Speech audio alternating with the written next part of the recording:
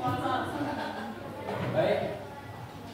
Bismillahirrahmanirrahim. Assalamualaikum warahmatullahi wabarakatuh. Waalaikumsalam warahmatullahi wabarakatuh. Selamat. Jadi kikuk aja ya. Grogi saya benar. Lebih baik nggak di video ini ya. Tapi karena berhubung tugas gitu ya. Semangat pagi.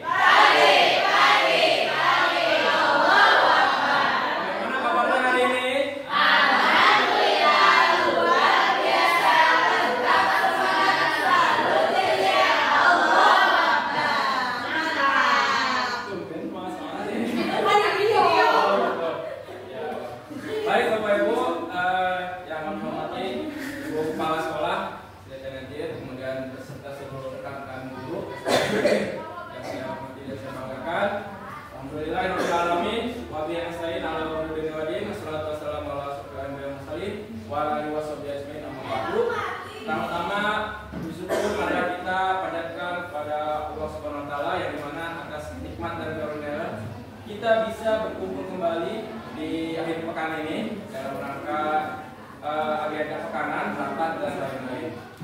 Salawat beserta salam marilah kita curahkan pada Nabi besar Muhammad Sallallahu Alaihi Wasallam. Serta Bapak Ibu, saya mohon waktunya di sini akan melakukan namanya diseminasi. Oh bukan, beda ya.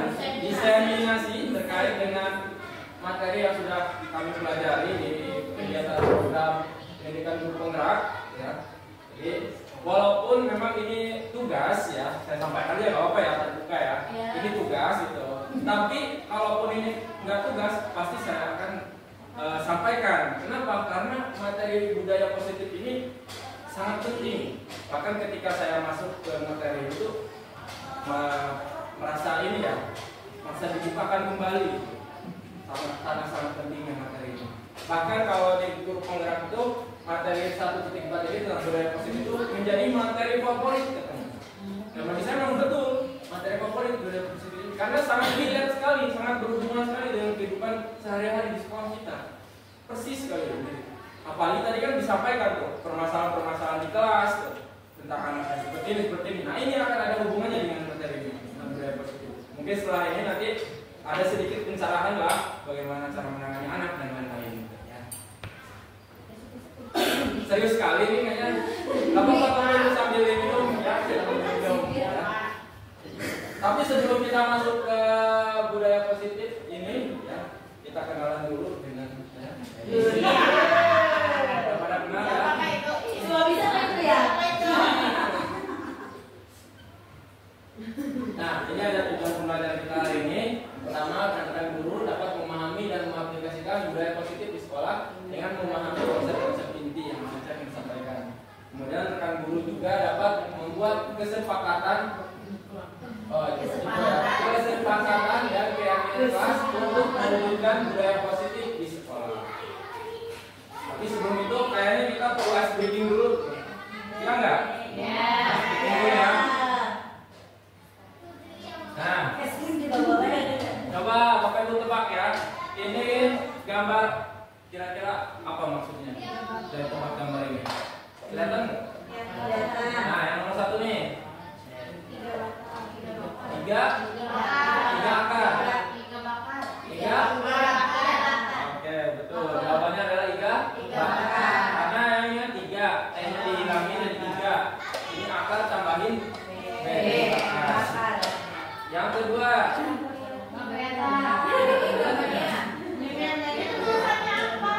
yang mana? Ini M-nya disilang.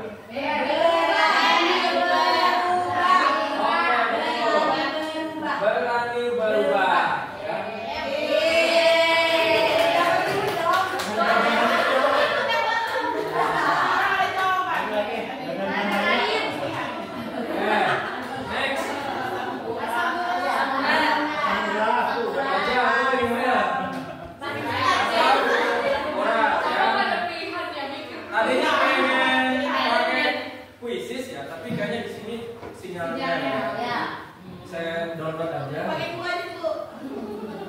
Nah ini apa nih?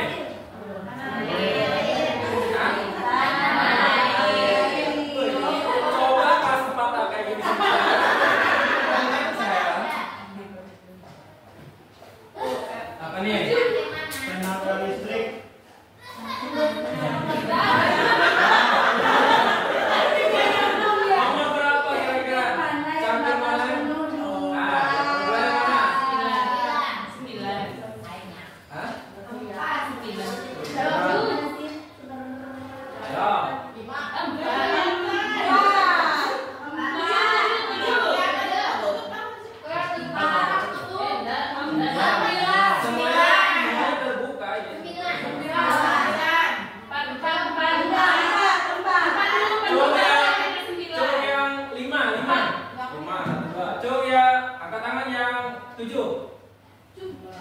7. Angkat tangan yang 9. Angkat tangan yang 4. Saya 4. Oke, jawabannya adalah 9. apa? 4. Jawabannya adalah 4.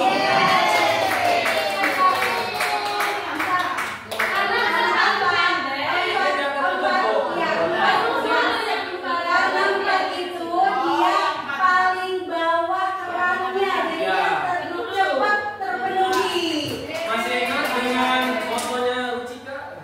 Ayo mulai.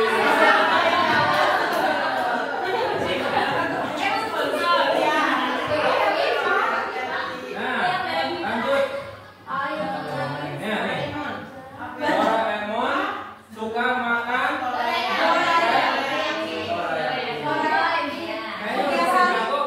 udahan. Lumayan ngabisin durasi. Nah,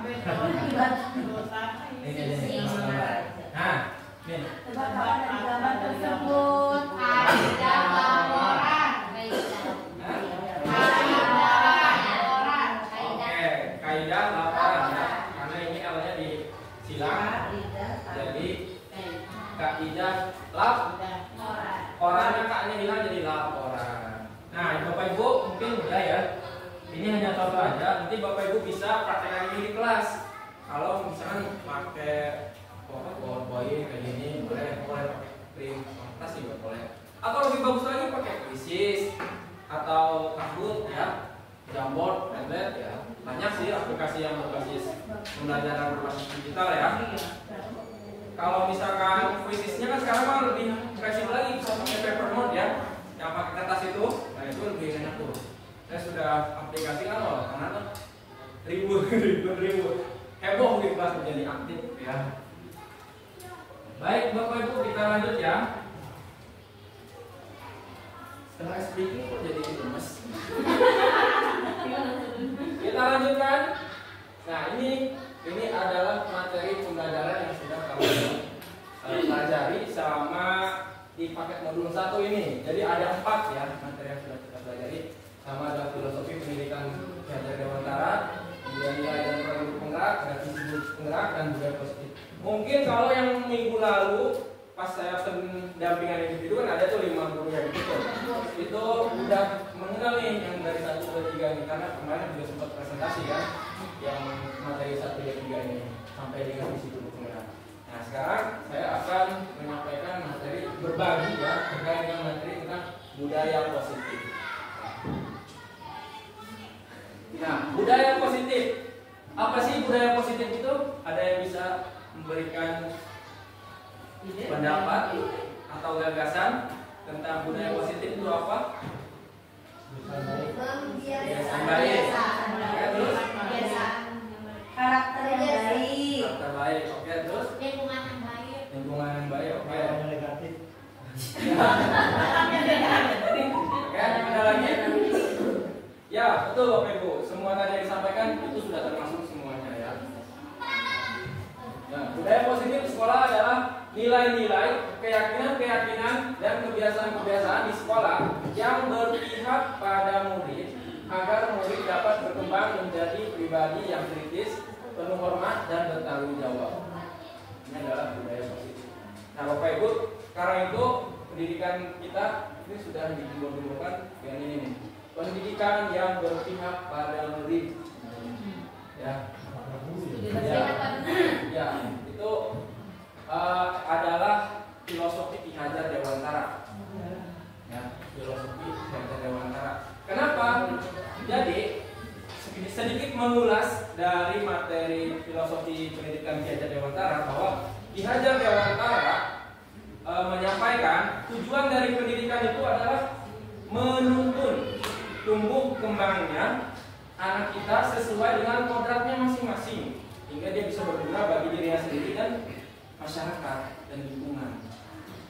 Ya, ingat ya kata menuntun, pendidikan itu menuntun, bukan memaksa. Ya, bukan kayak kamu harus jadi ini ya, kamu harus jadi ini ya, enggak. Karena semua anak itu terlahir sudah ada kodratnya masing-masing.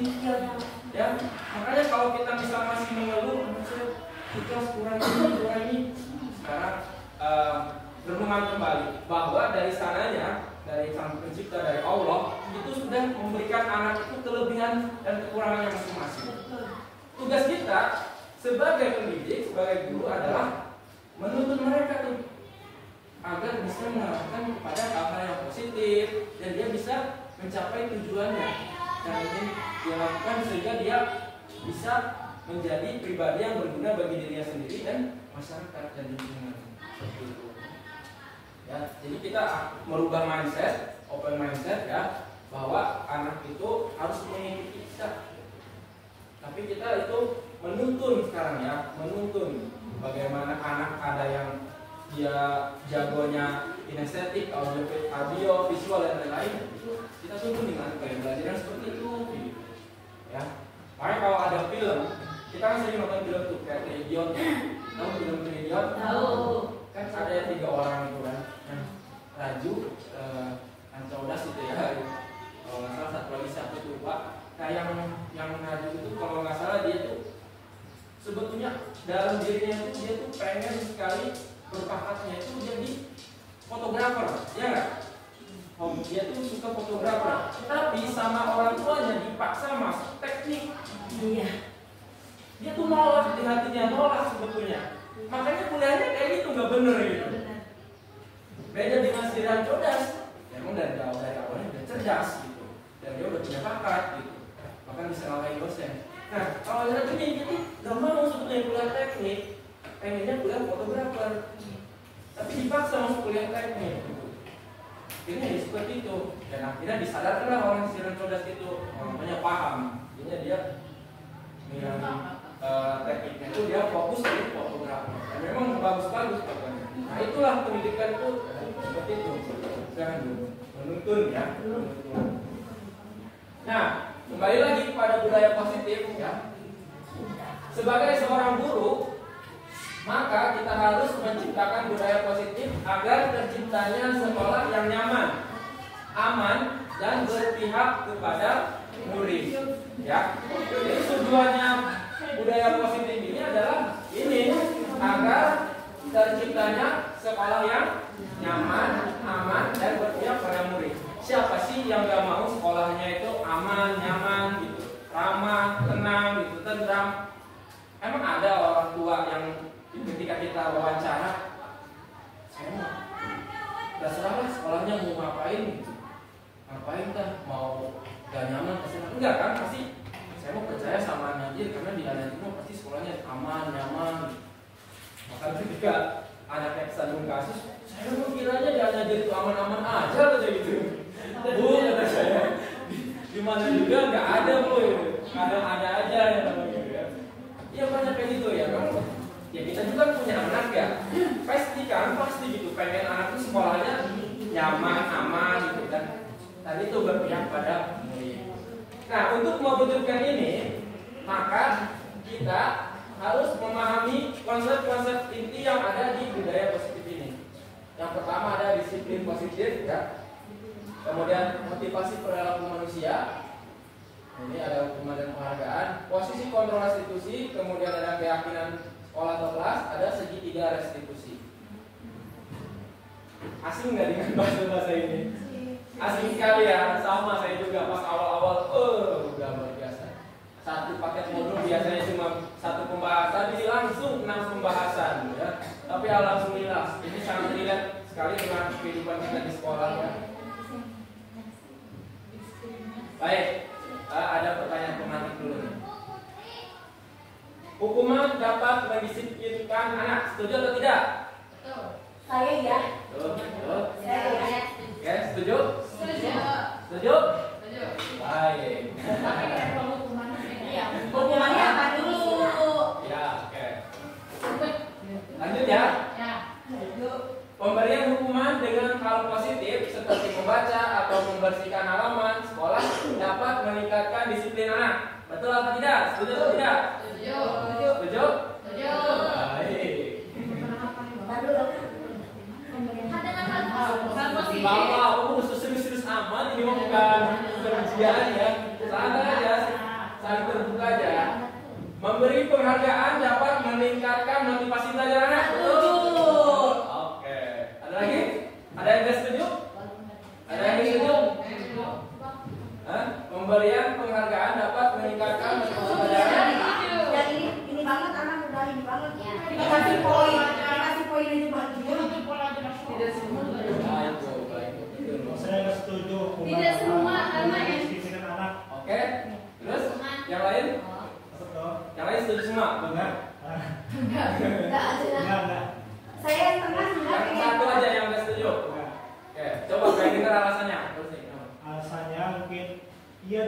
dapat mengisi anak pada saat itu, tapi tidak untuk selamanya. Persis. Nanti akan tahu jawabannya setelah materi ini ya. Ya. Hari ini disiplin setelahnya udah disiplin. Ya, kembali lagi. Perubahan paradigma teori kontrol. Baik. Kita kembali dulu ya. Dapat itu. Iya. Ini ada sisa. Ini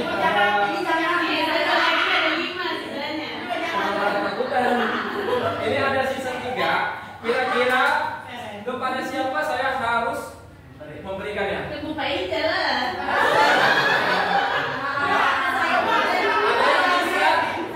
Meyakinkan saya untuk memberikan ini? Saya. Ada yang bisa? Saya. Karena cinta sejati.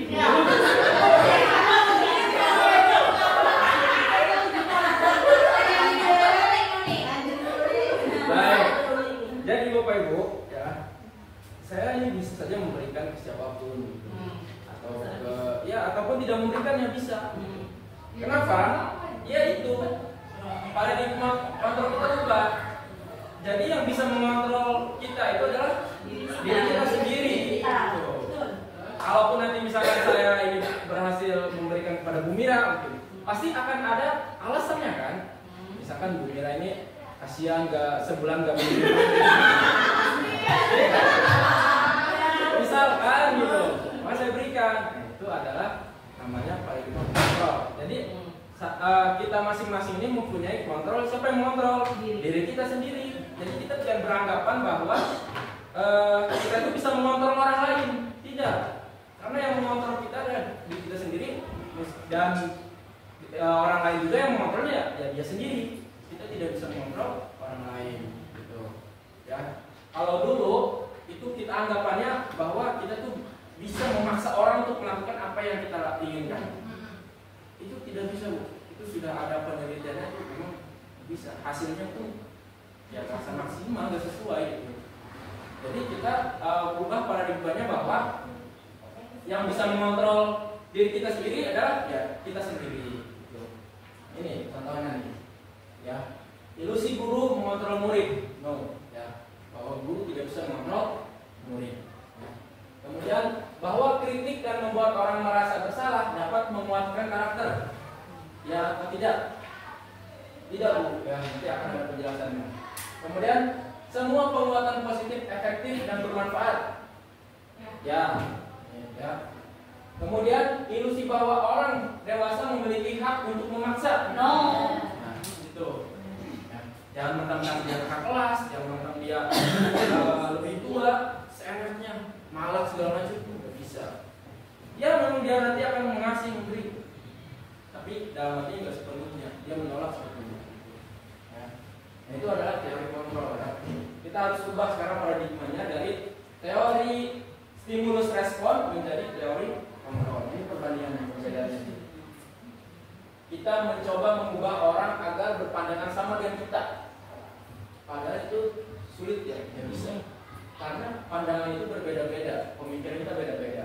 Tapi kita yang harus kita lakukan dengan teori kontrol adalah berusaha memahami pandangan orang lain tentang dunia. Ya, bukan malah memaksa memahami dengan pemahaman kita, tapi coba kita memahami. Yang selanjutnya perilaku buruk dilihat sebagai suatu kesalahan kalau teori stimulus respon. Tapi kalau yang terkontrol, semua perilaku memiliki tujuan. Ya, tadi itu ya, saya kalau bisa saja saya kasih ke Bu Mira, pasti ada tujuannya, ada alasannya. Ini masih banyak, ini bisa dibaca ya. Kita lanjut aja karena waktunya terbatas. Apa-apa di sini aja. Masih banyak slide-nya ini ya, masih banyak. Jangan lupa, kasihan saya udah bikin sampai begadang slide ini. Oke, disiplin positif. Kita masuk ke disiplin positif. Pasal pertama ya. Disiplin positif, apa itu disiplin positif? Disiplin positif merupakan suatu cara yang mengajarkan anak untuk bertanggung jawab dan menumbuhkan kesadaran diri berdasarkan nilai-nilai kebajikan. Jadi Bapak Ibu, kita garis bawahi dulu kata disiplin. Jadi kata disiplin itu adalah secara bahasa artinya belajar.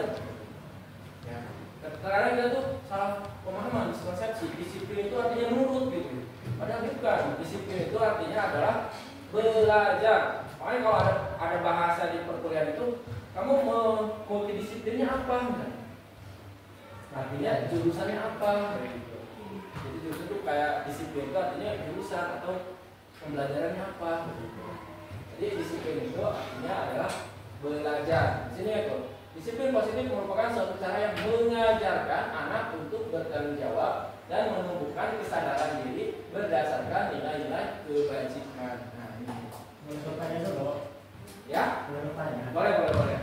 Ini disiplinnya untuk siswa atau untuk diri sendiri? Semuanya, Pak. Semuanya, ya. Ini kita bicara semuanya, ya. Ya.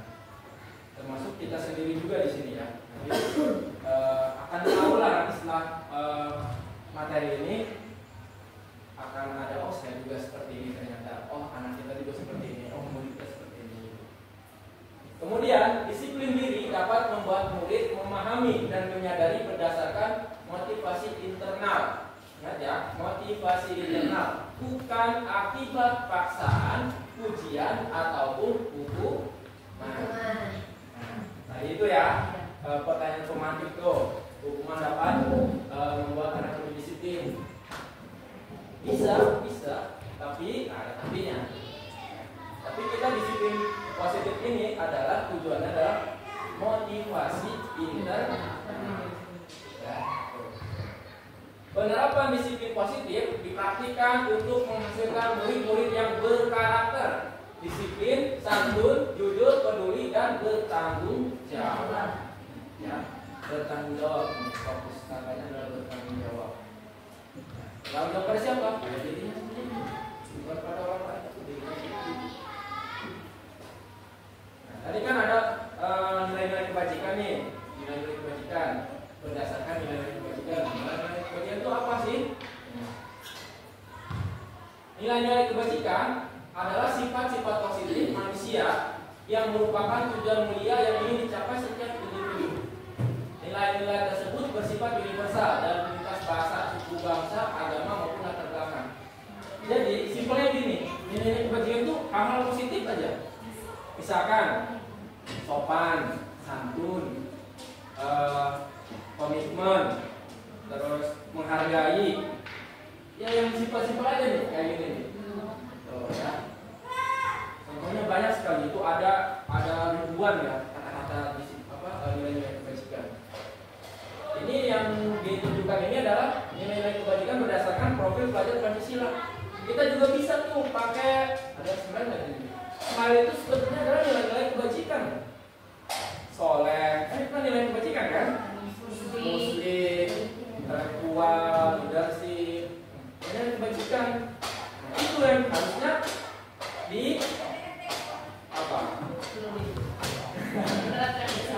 diinternalisasikan oleh siswa di dalam dirinya, dalam hatinya. Nilai seperti itu, nilai seperti itu.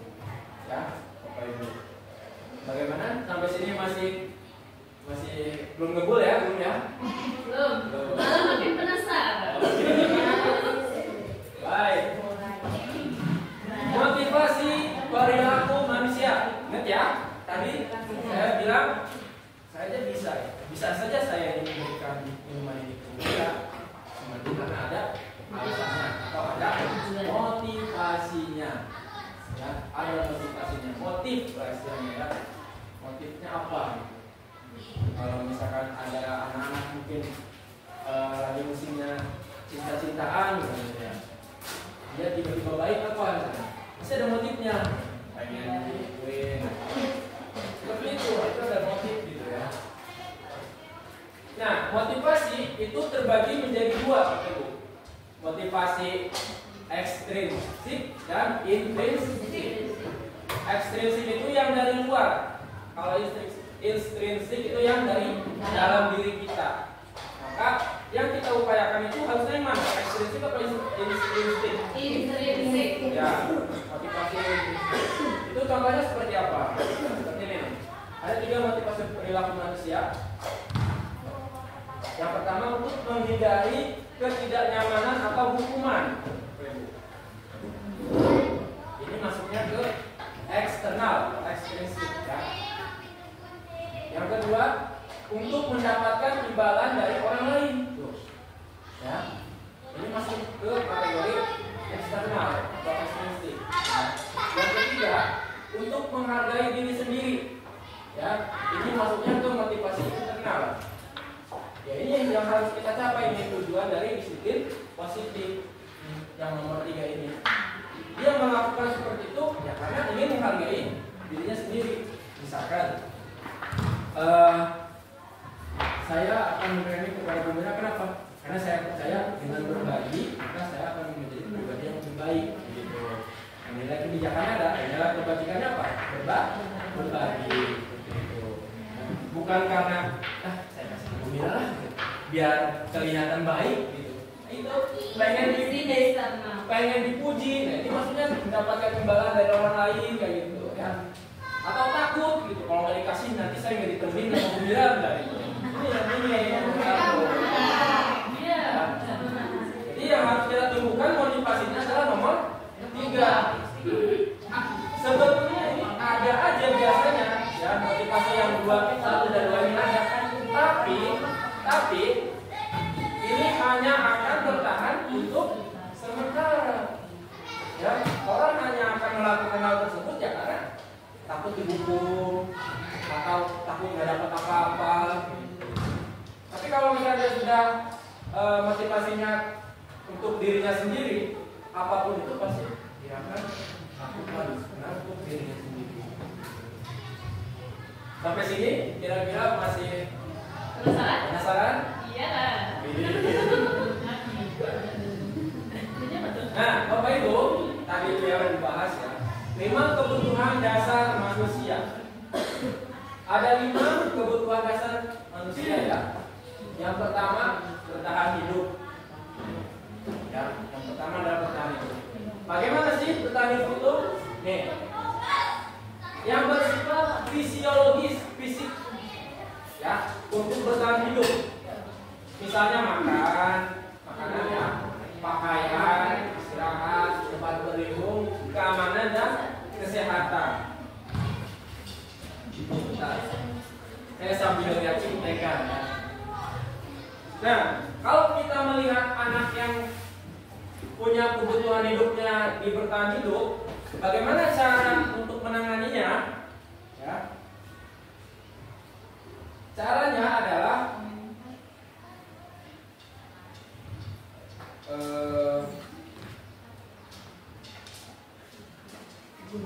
kita harus menyiapkan hal-hal yang ini, ya, menyiapkan hal-hal yang ini kayak misalkan gini, ada anak yang kan kita itu rata-rata orang banyak adalah orang tua berada, tapi kenapa sih masih ada aja anak yang suka malas gitu, ya enggak? Berarti apa kira-kira kebutuhannya? Makanan. Hah? Makanan. Iya, ya berarti kurang makanannya, ya. Makanan misalkan. Ya. Makanannya bikin orang tuanya nggak suka, dia sukanya suka temennya. Betul, persis. Iya, Makanya kita harus cari tahu dulu. Apa sih yang menjadi penyebab anak tersebut melakukan hal tersebut? Biasanya berhubungan dengan kebutuhan dasarnya yang terpenuhi. Makanya caranya untuk menangani harus dipenuhi, gitu. Harus dipenuhi ininya. Yang kedua, kasih sayang dan cinta.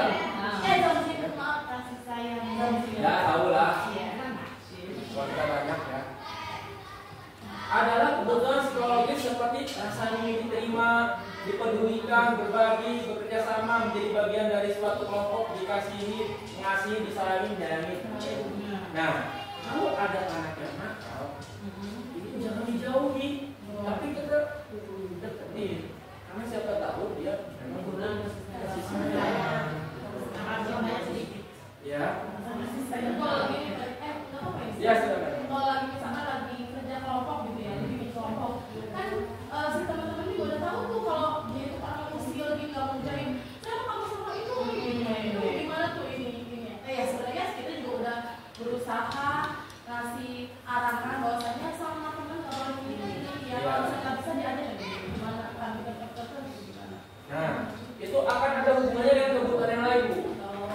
dia ada kebutuhan yang lain. Misalkan penguasaan. Penguasaan ini dia tuh ingin diakui, ya, memimpin, berprestasi, diakui, didengar, gitu. Ya. Contohnya itu kayak dia tuh kayak seperti pengen tampil sendiri, gitu. Pengen tampil dengan dibandingkan dengan anak-anak yang lain, gitu. Ini adalah penguasaan kebutuhannya. Maka kalau misalnya ada anak seperti itu, ya biarin, misalnya saya yang ingin maju memimpin doa, ya silakan buka aja. Karena memang dia kebutuhan dasarnya pengen diakui, itu mau berani tuh, pengen dibilang kayak gitu, biarin. Lanjut kebebasan, tadi ada hubungannya dengan Bu Mari tadi, ya. Kalau misalnya ada anak yang kayak gitu, ya nggak apa-apa, berarti dia kebutuhan dasarnya adalah pengen bebas menentukan, gitu, pengen memilih, tapi tetap diarahkan. Oke, sekarang kamu bebas memilih, tapi jangan kelompok yang itu lagi ya. Itu tuh. Jangan kelompok yang itu lagi ya. Ya, Pak. Minggu depan oke kamu milih lagi, tapi jangan kelompok yang kemarin ya gitu. Itu diatur gitu, bebas tapi tetap dikondisikan gitu ya. Nah, saya ada kesenangan. Ya, untuk mencari kesenangan, humor, bermain, bersenang-senang, bergembira, antusiasme dan tertawa. Nah, Bapak Ibu kalau misalkan menemukan anak yang di kelasnya itu suka ngantuk, tidur aja lemes, siapa tahu ya kebutuhannya kesenangan karena di rumahnya ya di rumahnya apa gitu kayak ditekan gitu misalkan sama orang tuanya, jadi butuh senang-senang, butuh kebebasan. Silakan dikasih sedikit lah humor gitu, tawa canda-canda atau gimana gitu, biar dia merasa senang gitu, tawa-tawa gitu. Kasih sedikit, baik. Kebutuhan manusia itu bisa berubah nggak? Atau emang bawaannya misalkan dia emang udah dari lahir udah kebutuhan dasarnya bertahan hidup, bisa nggak 5 tahun kemudian ternyata dia kebutuhan dasarnya berubah jadi kebebasan? Oke. Jadi 5 kebutuhan dasar ini adalah yang harus dipenuhi oleh manusia, oleh kita. Apabila ada salah satu yang tidak terpenuhi, maka dia akan larinya ke hal yang negatif, gitu. Maka salah satu caranya kan semuanya harus dipenuhi. Nah, tadi relate sekali dengan Bu Indah. Bisa jadi hari ini kita butuhnya adalah bertahan hidup, kemudian karena situasi dan lain-lain, kasih sayang dan lain-lain, kan ada tergantung dengan kondisinya masing-masing, kan gitu. Maka kita sebagai guru harus peka melihat anak kita, jangan ada anak mulu aja, gimana aja, dari ditanya, dia kamu kenapa? Ibu saya, ayah saya berantem semalam. Iya. Dikompol itu, ya, dikompol dia. Oh, berantem. Tenang aja itu, kalian itu udah biasa manusiawi. Ya, kamu nggak usah khawatir, udah biar aja, benar diri aja. Nggak usah khawatir, itu manusiawi, namanya manusia pasti punya kesalahan. Kamu sekarang di sini udah fokus belajar aja, main sama teman-teman yang senang-senang happy. Jangan, iya tuh orang tua kamu, ini apa? Kompor ya. Ini adalah kebutuhan dasar yang harus kita penuhi dari setiap masing-masing. Mungkin dari sini ada Bapak Ibu, di sini ada kebutuhan dasar yang ada yang tidak terpenuhi, di sini ada yang dominan gitu. tidak apa-apa gitu. Cuman yang jadi masalah apakah yang dominan itu akan bersifat positif atau negatif, dan yang kurang itu akan bersifat positif atau negatif. Kita upayakan hal tersebut diarahkan pada hal yang positif. Maka ketika kita melihat ada anak yang melakukan hal-hal negatif, kita harus cari tahu dulu nih alasannya apa. Oh, ternyata dia ada kekurangan di kebutuhan dasar manusia ini, gitu. Ya. Oke, sampai sini masih nyambung? Kita lanjut dulu. Selamat. Nah, kita akan ke keyakinan kelas atau sekolah. Yang tadi itu ya. Apa sih keyakinan kelas itu? Ya. nilai kebajikan universal yang disepakati secara tersirat dan tersurat lepas dari latar belakang suku, negara, bahasa maupun agama. Bapak Ibu, di kelas setiap awal tahun kan kita biasanya bikin peraturan kelas kan, atau kesepakatan kelas. Nah, kita nanti tambahin yang namanya keyakinan kelas. Ya, keyakinan kelas. Gimana? Nah, mengapa tidak peraturan saja? Mengapa harus keyakinan kelas? Ya. Pertanyaan pertama, mengapa kita memiliki peraturan harus menggunakan helm bila mengendarai kendaraan roda 2? Kenapa? Untuk keselamatan. Oke. Nomor 2, mengapa kita memiliki peraturan 3M ya, menggunakan masker, mencuci tangan dan menjaga jarak 1 meter ketika Covid? Pertama, menjaga kesehatan tubuh kita. Nah, oke. Mengapa kita memiliki peraturan harus datang tepat waktu pada saat mengikuti pelatihan? Untuk mendapatkan materi yang lebih mengerti. Persis seperti itu. Jadi ya, nomor 1 demi yang nomor 1 demi keselamatan, demi kesehatan, demi memahami, lebih paham ya, agar lebih paham. Itulah yang harus kita kuatkan, adanya nilai-nilai kebajikan. Nilai-nilai kebajikan itu mah tadi disebutin dulu. Itu. Jadi jangan karena mengapa kita memiliki peraturan harus menggunakan helm biar mengendarai kendaraan roda 2 biar nggak ditangkap polisi. Salah. Iya, itu salah. Ya, itu kembalinya ke konsekuensi, bukan ke keyakinan kita. Gitu. Padahal pembuatan peraturan ini ditujukannya untuk diri sendiri menjaga keselamatan gitu. Ya, karena kita yang nggak ngehnya seperti itu. Alah, ngapain sih pakai helm? Nggak ada polisi ini. Nah, padahal pakai helm itu bukan karena ada polisi, tapi karena kita meyakini bahwa dengan memakai helm kita akan selamat dari kecelakaan. Ya, itulah yang harus kita tanamkan pada anak-anak, Bapak Ibu. Ya. Soalnya pakai helm kecelakaan katanya. Ya, kecelakaan tapi kan nggak parah gitu maksudnya. Iya, kan terlindungi kepalanya. Ya.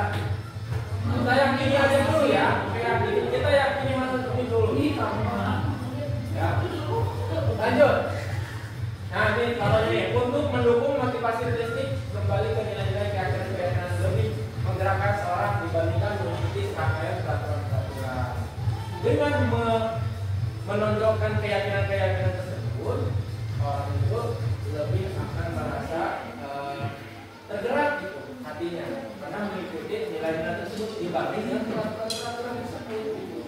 Ya, karena peraturan yang karena nilai-nilai. Contoh anak misalkan dilarang, jangan dilarang, menggunakan alas kaki ketika di luar kelas. Peraturannya ya. Kira-kira keyakinan apa yang saya yakini sehingga anak itu harus memakai alas kaki? Keselamatan dan kesehatan. Itulah yang harus kita kuatkan kepada anak. Jadi jangan sampai nanti pakai sandal nggak? Pakai sandal ya deker ya, poin. Jadi tahunya poin aja. Dipanggil nak sini nak. Kenapa nggak pakai sandal? Tusuk dari kami ya. Nanti kan kenapa nggak pakai sandal? Nanti dia akan memberikan alasan. Saya nggak punya uang, orang tua saya nggak ngasih saya uang. Nih, Sandal. Berarti kembali ke kebutuhannya. Bukan itu. Oh, sudah tahu tuh gitu. Paling kelas. Baik nak, kamu. Berarti sekarang kamu harus nabung ya dari uang jajan kamu untuk beli sandal. Ada solusi kok. Ada solusi. Sekarang bapak maafkan. Besok kamu nabung untuk beli sandal ya. Baik pak. Jadi kamu merasa, oh iya gitu. Ya. Kemudian kamu percaya kan nilai-nilai apa yang kira-kira akan kamu dapatkan kalau memakai sandal? Keselamatan pak, kesehatan pak. Itu. Jangan karena gak pakai sandal kami dimarahin. Apalagi langsung kamu push up 100 kali kan? Nanti akan ada penjelasannya seperti ini ya. Cara membuat keyakinan kelas. Yang pertama, mempersilahkan warga sekolah atau murid di sekolah kelas untuk bercurah pendapat. Silakan ayo semuanya murid wajib berpendapat misalkan. Bisa berpendapat kira-kira peraturan apa nih yang mau dituliskan di sekolah kita atau di kelas kita. Yang kedua, setelah itu ditulis ya di papan tulis atau di kertas plano ya, atau di scaffolding ya. Scaffolding apa sih namanya yang itu yang 3 itu papan tulis ya. Kemudian setelah itu gantilah kalimat dalam bentuk negatif menjadi positif. Yang ketiga ya, cara merubah kalimat negatif ke positif. Tidak ada kata tidak boleh atau jangan ya. Kalau udah diganti ke kalimat positif, kita temukan nilai kebajikan pada setiap peraturan yang diajukan. Ya. Biasanya dari peraturan tersebut keyakinannya ada yang sama tuh. Maka yang sama itu disatukan. Oh, ini saling menghargai. Dan biasanya itu hanya tinggal keyakinan kelasnya itu hanya tinggal 3 sampai 5 atau 7 lah ya. Dan itu sebenarnya harusnya seperti itu. Gak usah banyak-banyak nilai kebajikannya. Karena kalau banyak-banyak anak itu akan susah untuk mengingat nantinya. Jadi lebih sedikit bagus. Jadi jangan ingat terus oh nilainya ada seperti ini. Saya harus kayak gini karena seperti ini. Begitu. Ya. Setelah itu, setelah dibuat keyakinannya, kemudian ditempel di kertas, dirapikan, itu ditandatangani oleh guru, oleh semua murid, semuanya menandatangani. Artinya menyepakati. Gitu. Kalau sudah ditandatangani, kan, baru ditempel, dipajang agar semuanya bisa melihat. Seperti itu. Ya. Ini nanti mungkin bisa dipraktikkan ya. Mau mencoba? Mau ya, mau. Nanti Apa? Oke, saya tunjukkan punya saya aja ya, yang kelas 4A ya.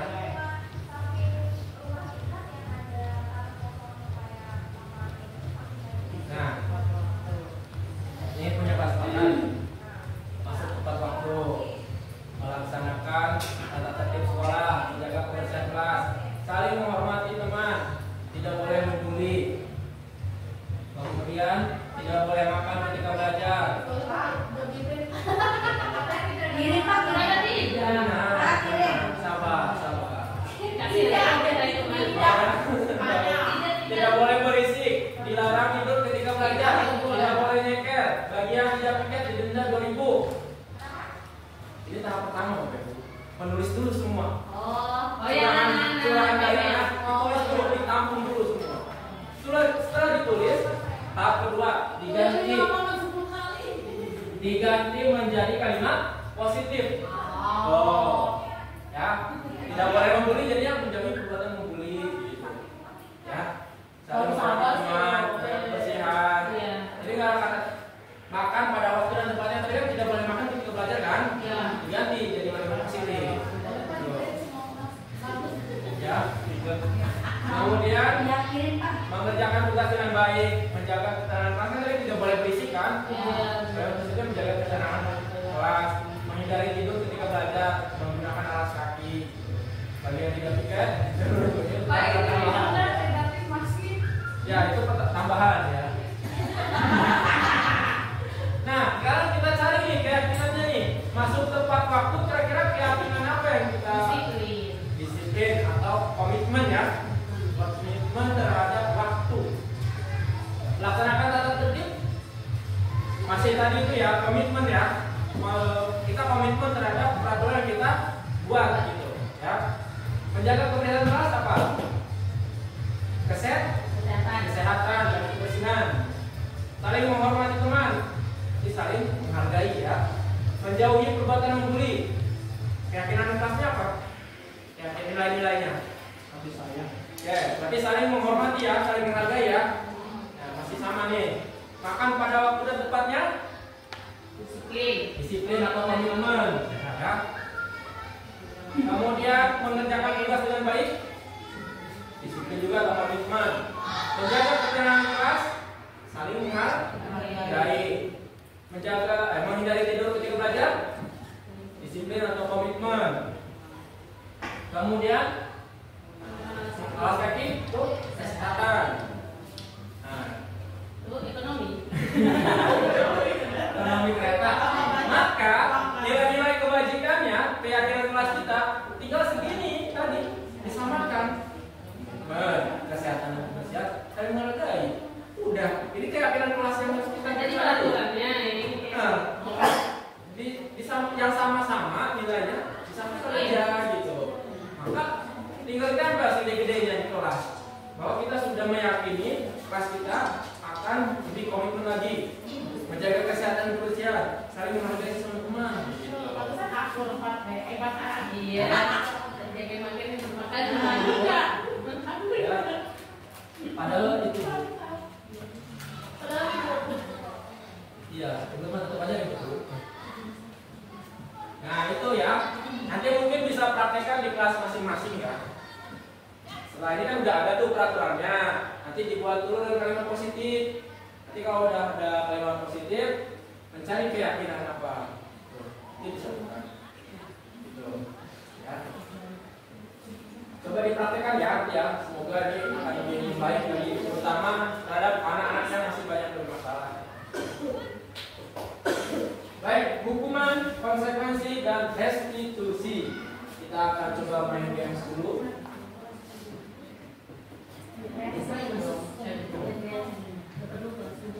Nah, baik Bapak Ibu, kita akan main games. Tentukan apakah ini hukuman atau konsekuensi. Kalau hukuman angka 1, kalau konsekuensi 2.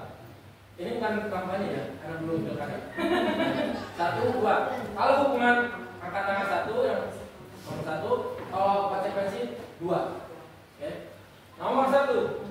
Mencatat 100 kali di dalam buku kalimat, saya tidak akan terlambat lagi. Karena terlambat di sekolah itu hukuman atau konsekuensi? Hukuman. 2 jarinya mana? Pakai jari aja. Satu. Ya, satu hukuman. Konsekuensi 2. Jawabannya adalah pasti nggak jawab. Oke. Hukuman. Ini masih ngerekam nggak Bu? Masih ngerekam nggak? Oh iya, coba lihat. Oh bahaya ini kalau nggak ngerekam. Pasti. Baik, kita lanjut. Nomor 2, lari mengelilingi lapangan basket 2 kali karena terlambat hadir di sekolah. Hukuman atau konsekuensi?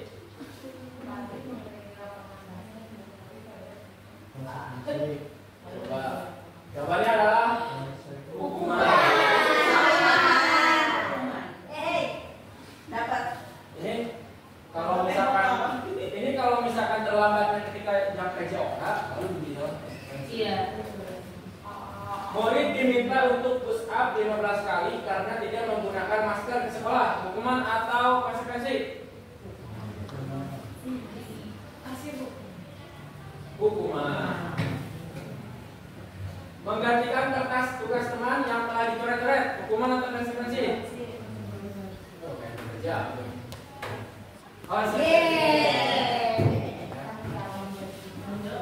Membersihkan tumpahan air di meja tulis karena tersenggol pada saat belajar. Hukuman atau konsekuensi? Konsekuensi. Murid disuruh untuk mengenakan sepatu seharian di sekolah karena tidak mengenakan sepatu hitam. Hukuman atau konsekuensi? Hukuman. Yes. Siapa yang sampai sini betul semua?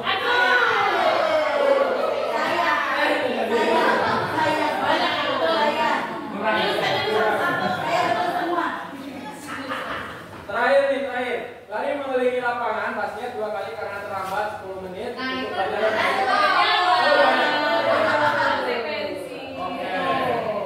Oke.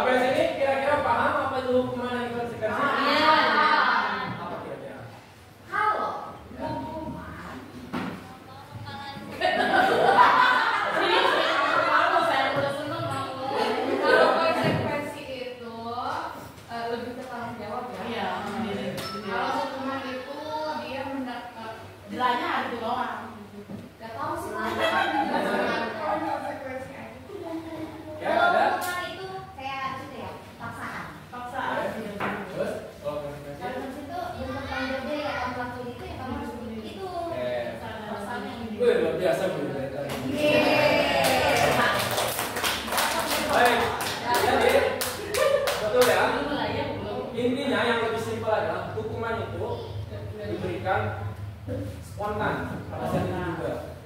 Misalkan dia nggak pakai sendal tanpa tahu apa alasannya dan lain-lain, tiba-tiba ngasih hukuman push up 100 kali misalnya, itu namanya hukuman. Ya. Tapi kalau konsekuensi itu Saya ini. sebelum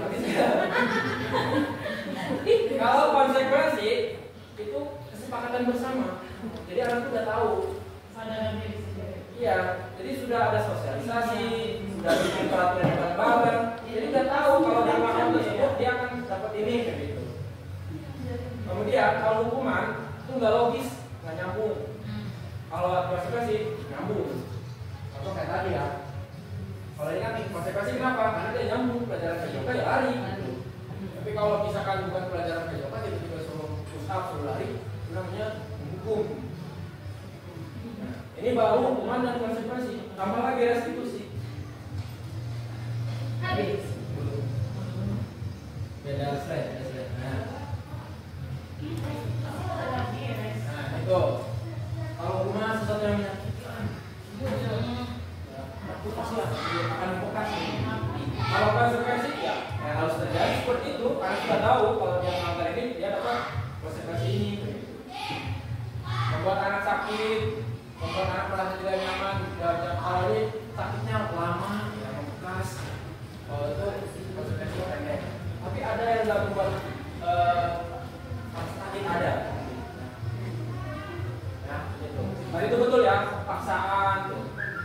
Ya, paksaan kalau dipaksa.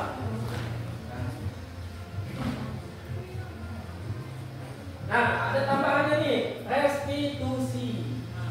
Nah, kalau restitusi itu, tadi kan kalau hukuman yang menyakitkan harus terjadi. Kalau konsekuensi ya memang harus seperti itu. Kalau dia melakukan itu ya pasti akan mendapatkan ini. Tapi kalau restitusi, pilihan, ada pilihan. Misalkan tadi nggak pakai sendal, kira-kira menurut kamu solusi apa yang akan kamu lakukan biar nggak pakai sendal lagi? Di bawah. Menabung kayak gitu. Itu namanya restitusi. Ya, nabung untuk beli sendal. Jangan mencuri itu mah gitu. Itu namanya bukan solusi ya. Udah, ambil aja teman sudah. Pak, bentar ya. Saya izin Pak. Ya, silakan Bu. Bukan siaga. Jangan lama-lama. Iya. Bukan anak siaga. Nah, kalau hukuman korbannya mendapat keadilan betul gitu. Dapat keadilan korbannya. Tapi yang melakukan sakit dia merasa karena tersakiti gitu di hukum hal tersebut. Tapi kalau yang konsekuensi korban bisa ya mereka gitu. Karena misalkan fatal gitu. Tapi kalau sebenarnya seperti itu. Tapi kalau restitusi ya korban mendapatkan gantinya. Ya. Ada namanya win-win solution. Sama-sama enak gitu. Sama-sama nyaman gitu. Tenang gitu. Kalau temannya dipukul, malas satu lagi Boleh apa itu ya? Sebetulnya nggak boleh, karena salahnya gimana bisa cari solusi yang lain. Ya, Kalau tadi teman Tidak boleh pulang. ya itu. boleh juga ya. Sama bisa. Kalian nggak boleh teman dia.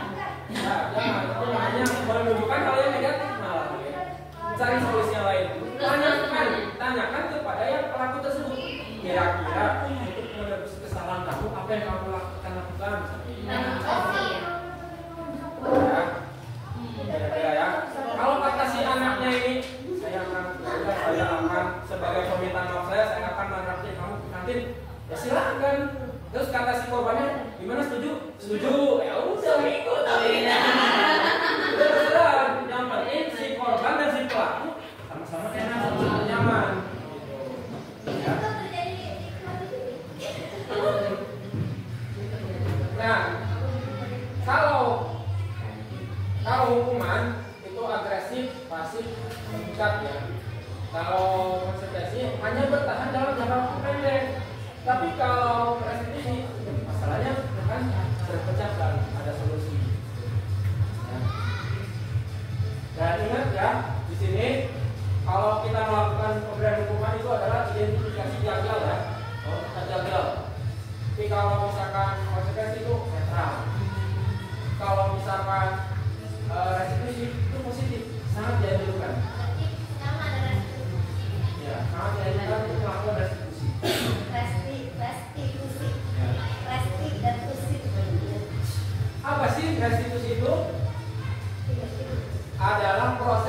menciptakan kondisi bagi murid untuk memperbaiki kesalahan mereka, sehingga mereka bisa kembali pada kelompok mereka dengan karakter yang lebih kuat. Jadi jangan sampai ketika dia bermasalah, si muridnya down, tapi harus kita kuatkan. Ya, kuatkan. Banyak yang kayak gitu.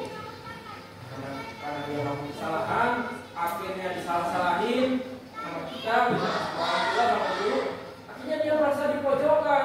Kok saya jadi pribadi yang gak berguna, katanya gitu. Nah, bukan seperti itu, harusnya dikuatkan. Nah, gak apa-apa, namanya manusia lebih pasti memiliki kesalahan. Gak apa-apa. Tapi kamu pasti punya alasan kan melakukan hal tersebut. Jadi dia muncul tuh kebutuhan apa yang dia butuhkan sebetulnya. Jadi baru tanyakan, kira-kira keyakinan kelas apa yang kamu percaya agar kamu tidak melakukan hal tersebut gitu. Misalkan saya menghargai Pak, oh berarti untuk melakukan tersebut kamu harus ngapain? Ya saya harus menyayangi teman dan lain-lain. Kamu siap melakukan itu? Siapa? Baik. Kalau kamu siap lakukan itu, mulai dari sekarang kamu harus minta maaf ya kalau kamu mau kayak gitu. Ya, itu namanya restitusi. Lebih simpelnya pengertian restitusi itu seperti kayak kita percakapan aja, kayak ngobrol-ngobrol gitu. Ya, kayak ngobrol-ngobrol gitu. Tapi ngobrolnya ya ada caranya, ada tahapannya. Ya, itu udah termasuk restitusi itu. Bagus itu ya.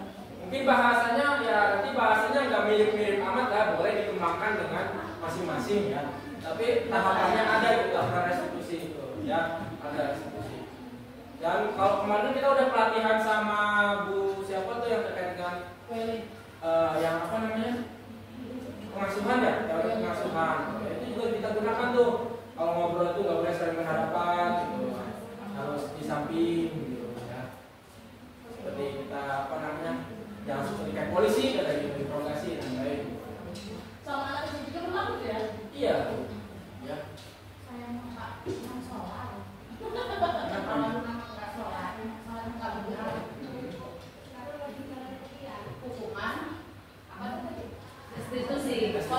Konsekuensi apa nih? Kalau misalkan konsekuensi, kalau kamu nggak sholat nanti kamu begini sementara anak kecil itu biasanya harus dengan hal-hal yang langsung dia rasakan, dirasakan.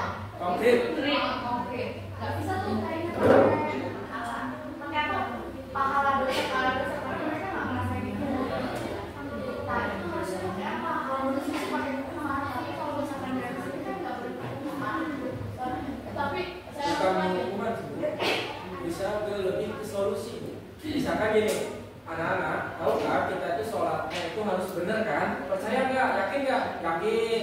Kalau sholatnya nggak benar, apa yang akan terjadi? Tidak sah. Nah, kalau tidak sah berarti sholatnya harus diulang. Maka solusinya adalah sholatnya diulang. Itu bukan hukuman, itu solusi. Solusi itu. dari berita ya Kak. Dan kalau kelas 2 sih mungkin kayaknya dari kelas 1 udah kalau salah soal itu udah bulan gitu ya. Memang sih juga pernah ngasih di apa namanya kalau salah itu apa banget gitu. Tapi nggak apa-apa Bu Indah dimasukin seperti ini kan iya maksudnya apa ya spiritusi kali ya maksudnya. Jadi ketika sholat itu kan kita berdoa gitu. Kalian kalau minta apa-apa kan kita berdoa sama Allah kayak gitu kan. Jadi kalau misalkan permintaan kita mau dikabulkan, sholat dulu yang benar kayak gitu. Nggak pernah ditambahin tapi sama yang tadi itu tetap pakai ya. Jadi seimbang lah ya. Jadi ada apa hubungan tapi bukan juga terserah mereka juga. Ya, jadi seperti itu ya. Restitusi itu lebih ke ada win-win solusi, bukan malah sepihak. Nah ini ciri-ciri restitusi ya. Belajar dari kesalahan, memperbaiki hubungan, tawaran bukan paksaan. Restitusi untuk melihat ke dalam diri ya.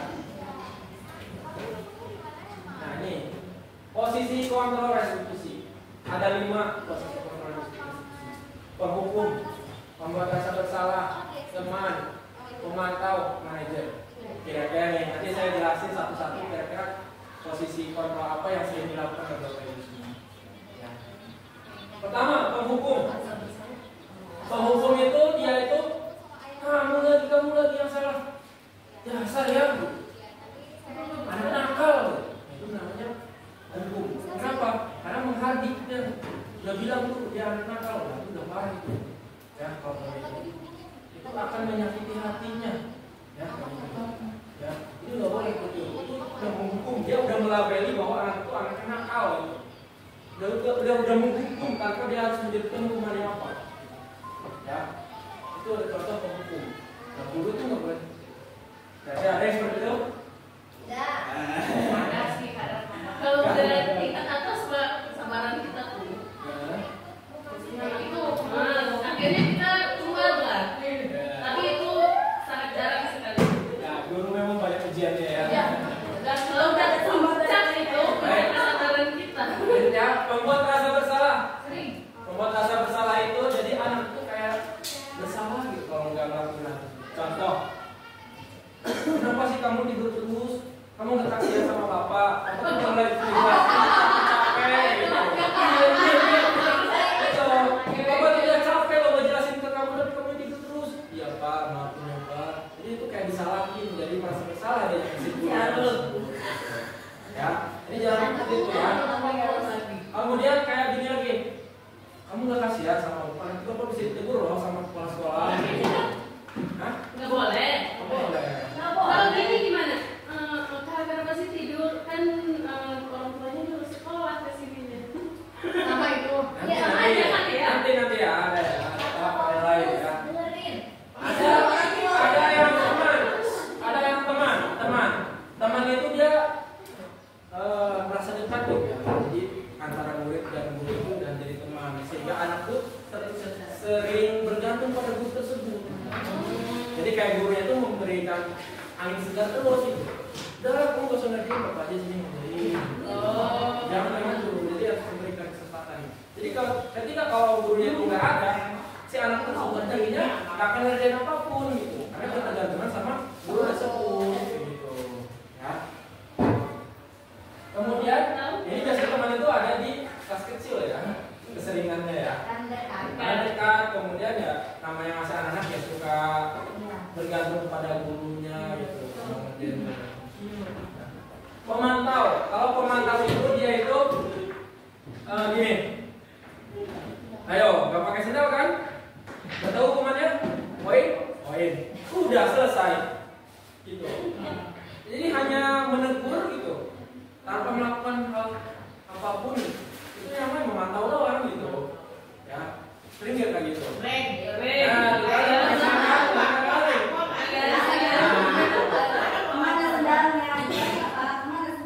Nah, kalau manajer itu menerapkan restitusi. Restitusi gini. Nah, sini. Nanti kamu mau buang sampah sembarangan ya? Iya, sini ya.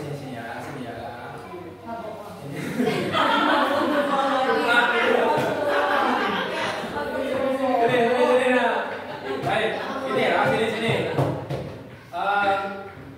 Nah, ini enak ya kalau membuang sampah sembarangan itu. Jadi kita stabilkan dulu gitu kondisinya, jangan langsung disalahin. Ya pak, Tahu kan kalau membuang sampah itu kemana?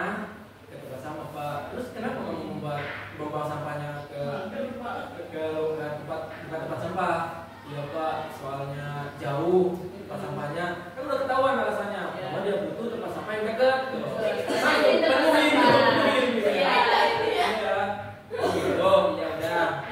Terima alasan kamu. Tapi kamu yang keyakinan apa yang kira-kira kamu yakini agar kamu bisa membawa sampah pada tempatnya? Kesehatan untuk mereka. Kamu yakin itu? Yakin. Sekarang solusinya apa? Saya akan ambil sampahnya dan dibuang ke tempat sampah pak. Oke, lakukan itu ya. Jangan ulangi ya. Baik pak. Udah selesai. Itu namanya restitusi.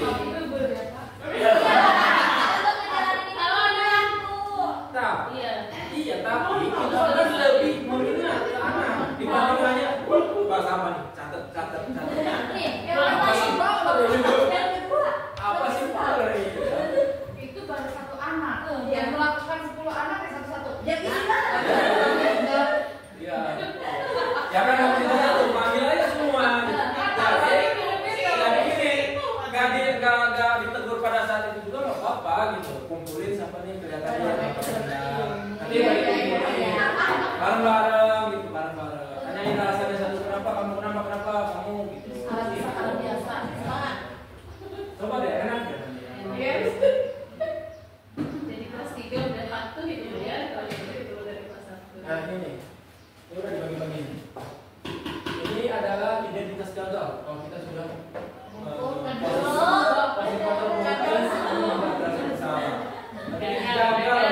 gagal tuh. Ada apa ya? Itu kita menghardik, menunjuk-nunjuk, menyakiti, menyindir.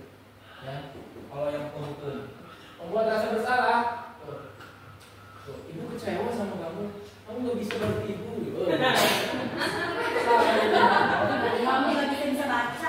Nah, kalau teman membuatkan alasan-alasan untuk muridnya, kayak jadi seperti di apa namanya ya, di kalem gitu, di alum kayak gitu. Di giliran ibunya nggak ada, udah gitu. Nggak boleh tuh ya. Ini masih dikatakan identitas sukses berhasil, masih Berhasil tuh, gembira tuh. masih bisa. Ya untuk tataran SD kelas kecil ya memang Bisa masih tuh, teman.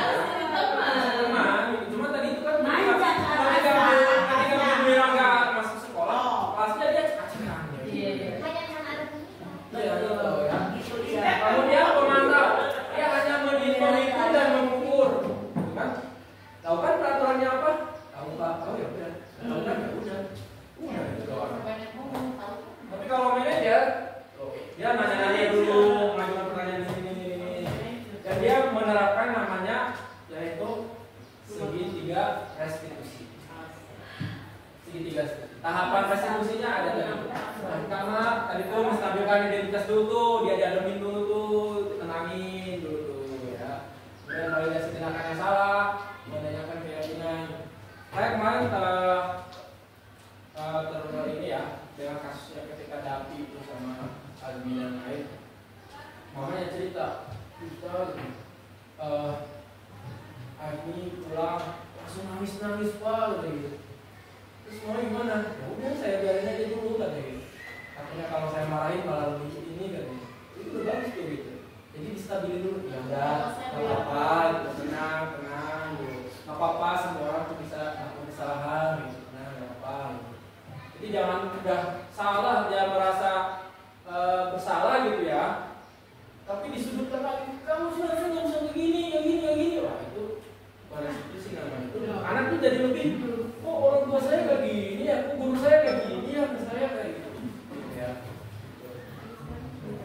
Nah ini, menstabilkan identitas adalah untuk membuat anak yang merasa gagal karena berbuat salah menjadi positif terhadap dirinya tadi itu. Karena dia merasa bersalah melakukan ini segala macam. Akhirnya sudah dikuatkan sama gurunya. Oh iya ya udah saya ini lagi gitu. Saya diri lagi, bisa lebih baik lagi kayak gitu. Ya. Contohnya nih, berbuat salah itu hal yang manusiawi gitu. Tidak ada manusia yang sempurna gitu. Bapak Ibu juga punya juga buat salah gitu. Ya, kayak gitu. Distabilin dulu tuh. Setelah itu baru validasi kebutuhan. Nah, atau validasi kesalahan. Kira-kira alasan kamu berbuat itu apa ya, Nak? Gitu. Ya, apa? Nah, kamu pasti punya alasan kan melakukannya. Ini contoh aja ya, contoh aja pertanyaannya. Itu bisa dikembangkan sama ibu semua, bapak semua. Nanti alasannya itu, oh ternyata kamu kurang di kebutuhan ini ya. Gitu. Tapi nggak usah disebutin, cukup di dalam hati itu. Ini kekurangan di kebutuhan rasa sayang. Gitu. Kemudian setelah validasi itu menanyakan keyakinan. Ya, kira-kira apa sih nilai yang kamu percayai yang kita sepakati di kelas? Menghargai teman Pak. Itu kamu percaya? Gitu ya. Kamu aja dulu. Ya Pak, saya salah. Depannya kamu akan meyakini itu akan berbuat lebih baik lagi? Ya Pak. Gitu. Anak nurut ya. Ini contohnya ya. Ini contohnya nih. Nah setelah ini menanyakan keyakinan kan baru kita cari tindak lanjut setelah itu apa, bikin solusinya apa, gitu. Baru. Ini selesai. Terima kasih.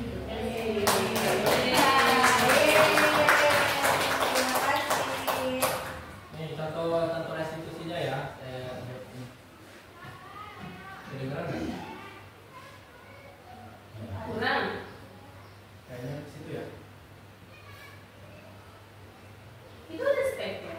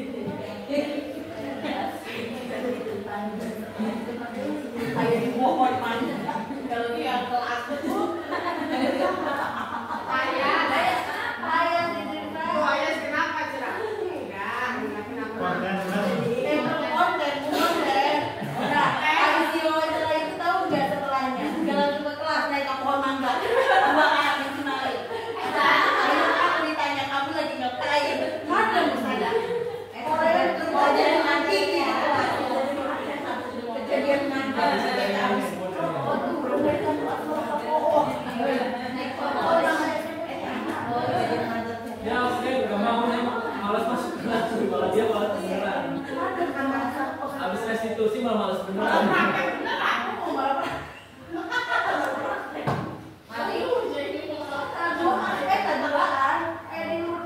Bener nggak?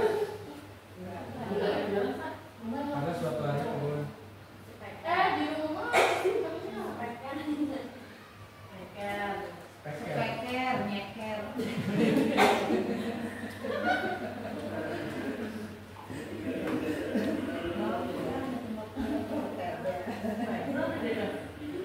ya ini perlu videonya ini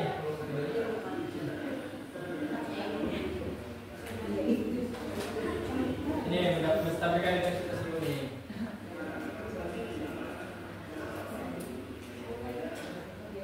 Kok bisa jadi Pak?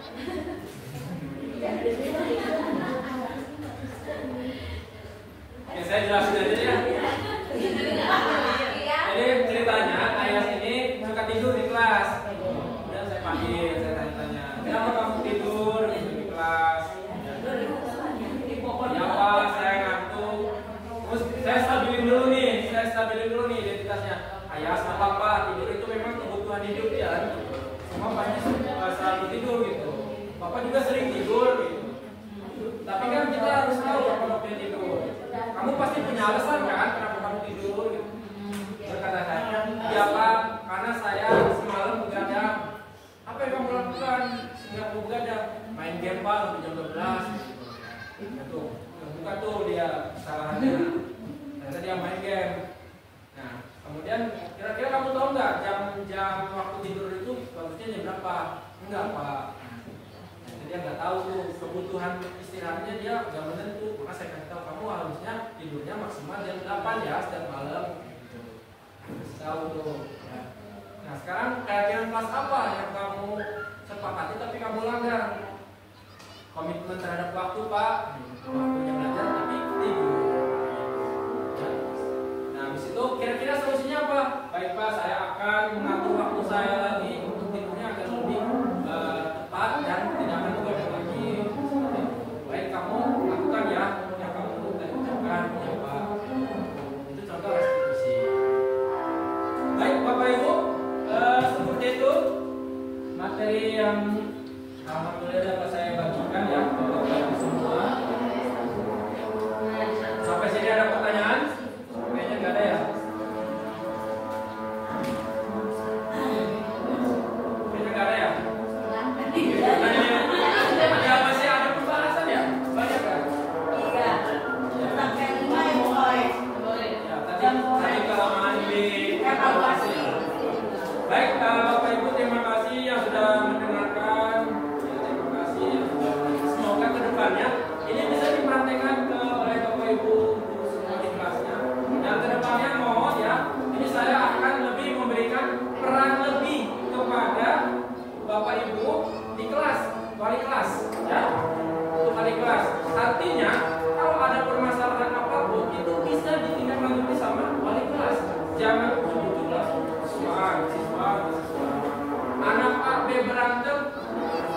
yang praktek